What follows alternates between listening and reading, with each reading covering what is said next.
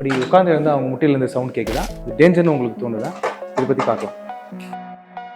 எல்லா நீ சவுண்ட்ஸுமே அப்நார்மல் கிடையாது. சில பேருக்கு வர நீ சவுண்ட்ஸ் வந்து நார்மல் தான்.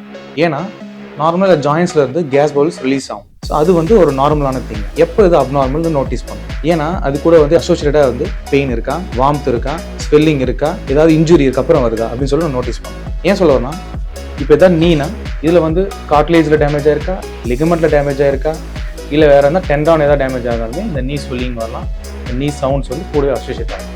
ஸோ ஒரு ப்ராப்பரான ஆர்த்தோ டாக்டரை பார்த்துட்டு கிளினிக்கல் எக்ஸாமினேஷன் பண்ணிவிட்டு இன்வெஸ்டிகேட் பண்ணோம்னா நம்ம என்ன பிரச்சனைன்னு சொல்லிட்டு டயக்னோஸ் பண்ணலாம்.